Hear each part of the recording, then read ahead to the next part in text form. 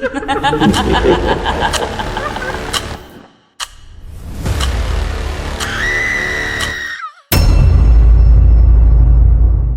Umuoma village, Ogechi was the kind of girl people never stopped talking about. Her beauty was the type that made a full market go silent for a moment. Women admired her neatness and grace. Men pretended to buy small things near her stand just to get a closer look. Everyone said, if beauty was a person, it is Ogechi o. Her small POS stand was always full. People believed she brought them luck, but only Ogechi knew the truth behind her charming smile. Ogechi belonged to a secret witch's cult. Her POS machine was not ordinary. It was a spiritual trap. Anyone who slotted their card inside automatically connected their souls to the Coven. At first, she cried about it, but over time, fear pushed her into silence. Every customer she served had a destiny that ended in sorrow. There was Maazi Kelechi, the tomato seller. He came to withdraw 5,000 naira one morning. He joked with her, saying, "My daughter, your beauty can heal headache." 7 days later, his entire shop burned down in a late night fire. There was Auntie Bisi, a pregnant woman. She withdrew money for antenatal. She laughed with Ogechi, even offered her banana. Exactly 1 week later, her husband died mysteriously in his sleep. There was small Chinedu, a university boy who always flirted with Ogechi. He withdrew 3,000 naira to buy fuel for his generator. In 7 days, he lost his admission after a sudden fight on campus cost him his scholarship. There was Chief Ebube, the rich man who believed nothing could shake his wealth. After withdrawing 50,000 naira from Ogechi's POS, his 2-story building collapsed in a strange accident 7 days later. Every tragedy, every loss, every sorrow was connected to her stand, and every midnight, Ogechi appeared in her coven, kneeling before the Queen Mother as the witches celebrated the souls they had collected. She hated the life, but escape was impossible. One hot Tuesday afternoon, something unusual happened. A shining black car stopped right in front of her stand. Ogechi looked up and froze. A young man stepped out, tall, dark, handsome, smelling expensive. His presence commanded the air. He smiled. "Good afternoon. You looked surprised." Ogechi blinked. "Ah, Oga, you smell nice oh. What is the name of the cologne you are using?" He laughed softly. "You haven't even asked my name, and you are asking me about my perfume." Ogechi blushed for the first time in years. "Okay, sir. What is your name?" "My name is Kunle," he said. "I came to this town for business. I need to withdraw cash. Do you have 1 million naira? Ogechi's heart leapt. Another soul to deliver. She collected his card. Their hands touched for a second. She felt a strange heat. She processed the transaction, gave him the cash, and they exchanged numbers. But as Kunle drove away, a cold wind brushed Ogechi's neck. Something whispered in her ear, "This one is different." Unknown to her, Kunle was a fraudster. He visited different homes where he trained youths to defraud people, and he had witch doctors protecting him. Midnight arrived. The moon turned red as Ogechi appeared in the witch's coven. A large dark hall filled with smoke, shadows, and chanting voices. The Queen Mother sat on a throne made of blackened wood. "Ogechi," she said, "summon the man you serve today." Ogechi stepped forward and placed her hands on a large black mirror. Mist swelled inside it. She whispered Kunle's name, but the mirror remained dark. The Queen Mother frowned. Again, Ogechi whispered louder, calling Kunle's spirit. Still, nothing. The mirror refused to light up. What sort of man is this? The Queen Mother asked. Did his card enter your POS machine? Yes, mother, Ogechi said. We even joked. He smiled. I gave him his money. The witches began murmuring. The Queen Mother shook her head. Then why can't we pull his spirit? Unknown to them, Kunle was not an ordinary man. Kunle was a fraudster, yes, but beyond fraud, he was the leader of a powerful group protected by a feared witch doctor. This witch doctor fortified Kunle with charms that blocked spiritual attacks, blocked even summons, blocked death itself. For the first time ever, a soul escaped Ogechi's trap. Anger spread across the hall. You must get closer to him, the Queen Mother commanded. We must break his protection. You have 2 weeks to bring his soul to us. If you fail, she paused, you will die. Ogechi bowed her head, shaking inside. She knew the punishment was real. She knew the Coven never forgave failure. And worst of all, she did not know the kind of monster she was going to face. The following week, Ogechi played her role perfectly. She chatted with Kunle. She smiled at his jokes. She asked about his business. Everything seemed normal. Kunle also drew closer to her. He would call late at night, tease her, tell her she was beautiful. Ogechi pretended to fall for him, but inside her heart was a ticking clock. 2 weeks. What Ogechi did not know was that Kunle was also watching carefully. The witch doctor who protected him once warned him, beware of a woman with eyes that shine too bright. She carries death inside her. Kunle didn't trust easily. She sensed something strange about how Ogechi always smiled, always appeared gentle, always asked little questions. To Kunle, she was a perfect victim. To Ogechi, he was a sacrifice. Both of them were hunters. Both of them were lying. Both of them had dark mission. One Friday morning, Kunle finally invited her to his house. We need to talk in private, he said with a charming voice. Ogechi smiled sweetly, hiding her fear and her mission. But deep inside, she could feel danger breathing beside her. Her Coven wanted his soul. Kunle wanted hers, and only one of them would live alive. The sun was slowly setting when Ogechi prepared to visit Kunle. She stared at herself in the small mirror in her room. Her beauty was still there, but her eyes looked tired. Tired of secrets, tired of fear, tired of living between two worlds. The witches had given her 14 days.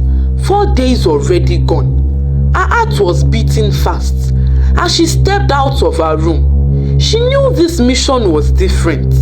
She had delivered many souls before. Maazi Kelechi, Auntie Bisi, Chinedu, Chief Ebube, and countless others. But Kunle felt like a locked door she didn't know how to open. As she took a bike to his neighborhood, she whispered to herself, Ogechi, be strong. You can do this. Kunle's house was large, modern, and neat. The compound was filled with expensive cars. A man of spiritual power and worldly wealth lived there. He opened the door with a charming smile. Ogechi, you look even more beautiful today. She forced a blush, even though fear crawled down her spine.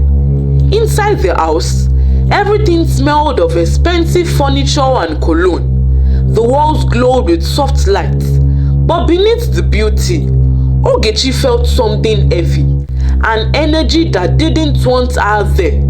Kunle offered her a drink. Relax now, you are shaking. She laughed softly, hiding her trembling fingers. They talked.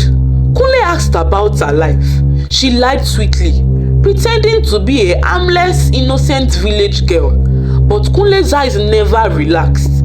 His gaze was sharp, calculating. At one point, he asked, "Ogechi, do you believe in spiritual things?"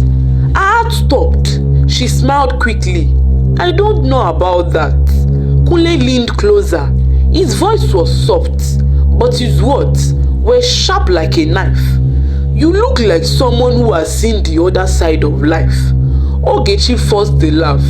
"What do you mean?" Kunle didn't answer. Instead, he smiled and stood up. "Let me get you something stronger to drink." He walked away. Ogechi's head began to spin. Her vision shook. Her thoughts became blurry. She touched her face. Her palms felt unusually cold. Her voice whispered inside, "You are losing control. Something is wrong."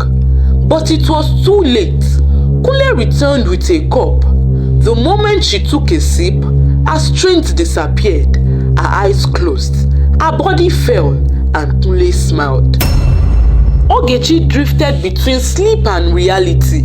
Her body heavy like a soaked cloth. She could hear voices, far, soft, fading. She felt someone dragging her gently. She tried to open her eyes, but they refused. In her dreamlike state, she saw shadows, witches chanting, Kunle laughing, the Queen Mother screaming her name. When she finally managed to open her eyes fully, she was lying on a cold tiled floor in a different room. The lights were dim. Thick red candles surrounded her. She struggled to move, but her hands were tied. Kunle stepped into the room with a calm, confident smile. "So, you finally woke up." Ogechi's breath shook. "Kunle, what is happening?" He knelt beside her, brushing her hair gently. "You think I don't know who you are?" Ogechi froze. Kunle continued. "You think I didn't see the marks on your skin? You think I didn't feel the spirit you carry?" She blinked rapidly. "Kunle, I don't understand." "Oh, you do." His tone changed, darker, deeper. "I know you are not just a POS agent. You are working for something evil." Tears filled the eyes. "Kunle, listen." But Kunle wasn't listening. "My witch doctor warned me. He told me a woman of darkness would come close to destroy my destiny." He picked up a small calabash filled with strange powder, "and I will not allow that." Ogechi felt her heart crack into pieces. This moment was the moment she feared. A moment she never imagined would come so soon. "Kunle, please," she whispered. "I didn't choose this life. They forced me." Kunle laughed sharply. "And I should pity you? No, I will use you." He sprinkled the powder around her. Chants filled the room. Dark, ancient, hungry. Ogechi screamed, calling on the Queen Mother, calling on the witches. But no help came. She was alone. Kunle leaned close to her ear and whispered, "Your soul will make me richer." Those were the last words she heard before darkness swallowed her completely. Ogechi died before midnight. Her body was still, her mouth slightly open, her eyes frozen in pain. Kunle stood over her lifeless form, breathing heavily. He wiped his face, satisfied. He had done it. He performed the ritual. He felt the power rising in him. His phone buzzed with congratulatory messages from his fraud group. His witch doctor called to confirm the success of the sacrifice. Kunle walked around the room proudly, celebrating his victory. But something unexpected happened. Cold wind blew through the tightly locked room. Kunle stopped. The candles flickered violently. A soft voice whispered from the corner, "Kunle." He froze. Slowly, he turned. Ogechi, the dead Ogechi, was standing behind him, Her feet did not touch the ground. Her hair floated around her head. Her once beautiful eyes were now dark, empty and endless. Kunle stepped back, shaking. No, this is impossible. Ogechi's ghost moved closer. Her voice was calm, painful, sad. You used me, but I didn't want this life. I never wanted to be a witch. Kunle tried to run, but the door slammed shut by itself. The temperature dropped so low that he could see his own breath. He fell to his knees. Ogechi, please forgive me. But forgiveness was no longer possible. Not after everything. Not after the souls she delivered. Not after the witch coven she served. Not after the way she died. Ogechi lifted her hand slowly. Kunle's throat tightened. And that night, for the first time in his life, Kunle felt the fear of death. Kunle did not sleep that night. After Ogechi's ghost appeared and vanished suddenly, he ran out of the ritual room and locked it behind him. His heart beat so hard, he splashed water on his face. He turned on all the lights. He played loud music, anything to stop the silence. But silence is stronger than sound. Everywhere he looked, he felt Ogechi's eyes on him. At 3 a.m., the lights began to blink. Once, twice, 3 times. Kunle froze. A cold whisper brushed his ear. Kunle! He screamed and fell to the door. By morning, he hurried to his witch doctor. The old man listened carefully and sighed deeply. She has risen, he said. Kunle swallowed, but I did the ritual successfully. The witch doctor shook his head slowly. You killed a servant of another coven. You touched what belongs to their queen. You broke the chain of spirits that protected her. Now she is free. Kunle stared at him, shaking. Free? Free to do what? To revenge, the witch doctor said. Kunle's chest tightened. He had sacrificed many things before. Animals, strangers, even close friends. But he had never faced the spirit of someone he killed personally. What do I do now? He asked, voice trembling. The witch doctor placed a small black stone in his hand. This will give you 3 days. After that, nothing can protect you. Kunle nodded nervously. 3 days, he repeated. But deep inside, he knew something. Ogechi's spirit was not waiting for 3 days. She had already begun. While Kunle was running to save his life, something was happening in the dark spiritual world. The witch's coven was in chaos. The Queen Mother sat on her throne, shaking with rage. Her eyes glowed like burning coals. All the witches stood around her, trembling as her power filled the hall. Ogechi is dead, she announced. The hall went silent. One of the witches whispered, but she still appears in the mirror. Yes, the Queen Mother shouted, because she is dead in the physical world, but alive in the spirit realm. The one who killed her has broken our laws. A wave of anger moved through the entire coven. We used her, the Queen Mother said. We controlled her, but she was ours. Only we had the right to take her life. She raised her staff high, and now someone else has touched what belonged to us. The witches hissed and chanted. One of them asked, what of the souls she collected? The Queen Mother's voice dropped. Her death has opened the gates of sorrow. Every soul she had collected is now restless. Throughout Umuoma village, strange things began to happen. Maazi Kelechi's bond shop suddenly rebuilt itself in a dream he had. Auntie Bisi's late husband called her name at night. Small Chinedu dreamt of Ogechi standing at the edge of a river, telling him to run. Chief Ebube saw shadows dancing around his collapsed building.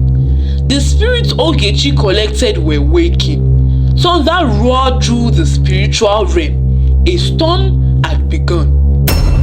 Kunle returned home with a black stone tightly in his hand. He locked himself inside his bedroom and placed the stone under his pillow as instructed. He tried to convince himself he was safe, but he was not. At exactly 12 noon, he heard footsteps dragging. Kunle swallowed. Who is there? No one answered. The footsteps grew louder. He moved slowly through the house, searching every corner.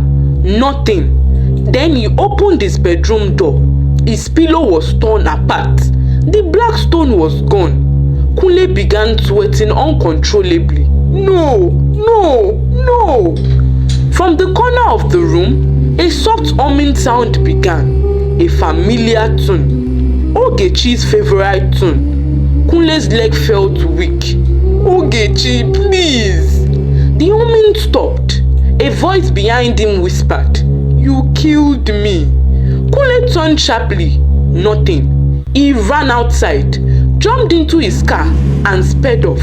He didn't know where he was going. He didn't care. He just wanted to escape. But spirits don't need doors. They don't need roads. They don't need permission. As he drove, the rear mirror showed something terrifying. Ogechi was sitting at the back seat, staring at him. Kunle screamed and lost control of the steering wheel. The car swerved violently. He crashed into a tree, his head hitting the wheel. As he fell unconscious, he heard her voice again. "We are not finished, Kunle. This is only the beginning." Kunle woke up in the hospital, his head bandaged, his body weak. The doctor said he was lucky to be alive, but Kunle didn't feel lucky. He felt cursed. He felt washed. He looked around the room. White walls, calm nurses, quiet footsteps. But beneath the peace, something darker moved. That night, strange things started happening in the hospital. Kunle felt cold all over.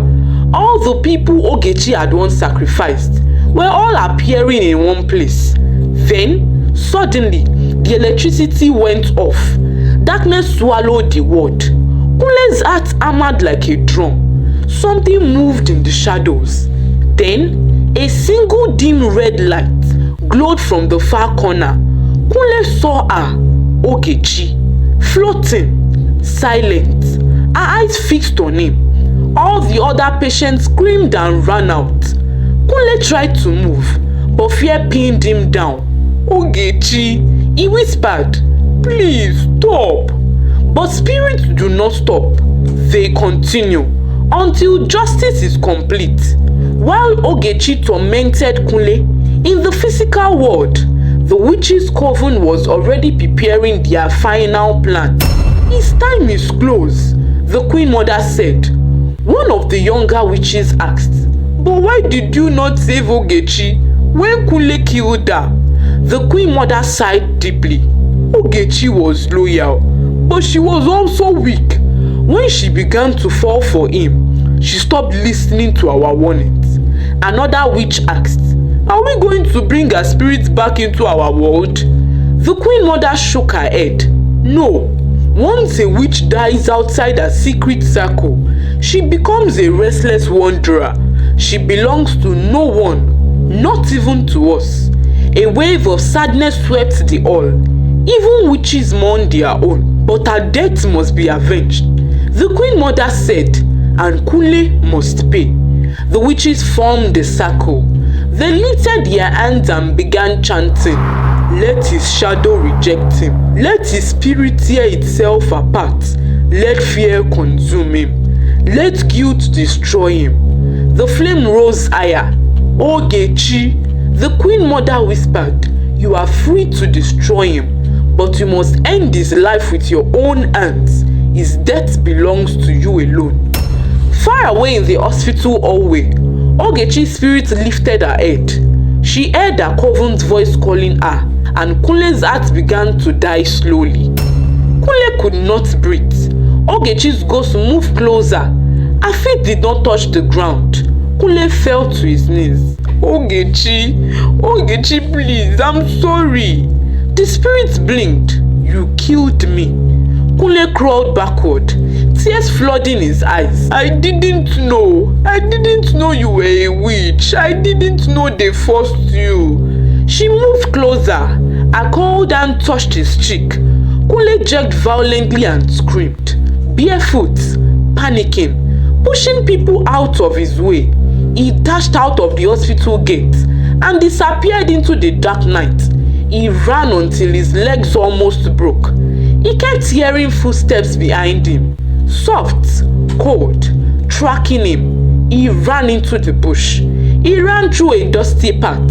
He ran until he reached an uncompleted building. He collapsed inside, breathing hard. Please, leave me alone, he cried. The wind grew colder. The door of the abandoned building creaked open on its own. Kunle held his head and sobbed like a child. Ogechi's voice echoed softly from the darkness. Kunle, you cannot run from me. And suddenly, a hand touched his shoulder. He screamed. Kunle's madness grew worse with each passing hour. He talked to the air, screamed at the shadows, and slept inside his car because he feared the house. His boys came to check on him. Oga, wetin happen? Who do you like this? Kunle only pointed to an empty corner and whispered, She's standing there. She's waiting. They ran. By evening, Kunle couldn't eat, couldn't breathe well. He couldn't think. He walked around the house, touching the walls, laughing and crying at the same time. Then, Ogechi appeared one final time. Not dark, not scary, just Ogechi. Beautiful, sad, human. Kunle froze. Ogechi, please, I'm sorry. She sighed. Kunle, we both lived wrong. We both destroyed lives. But everything has an end. Kunle fell to his knees. What do you want from me? Peace, she whispered. For me and for you. A cold wind filled the room. Kunle felt his heart slow down, his breath fall apart. Then Ogechi touched his forehead softly. He stood up, walked out of his mansion, and moved straight to the nearby bridge without looking back. There, he whispered, Forgive me. He stepped off. His body was found hours later. The village mourned. 2 young lives gone. 2 destinies destroyed by greed, wickedness and dark powers. And in the end, both Ogechi and Kunle became a story parents told their children. A story about choices, a story about greed, a story about destiny, a story that ended where it all began, with 1 POS machine and 1 deadly transaction. Thank you for watching our story. Don't forget to like, share and comment. Remember to turn on notifications to be the first to know when we upload new stories. Bye for now.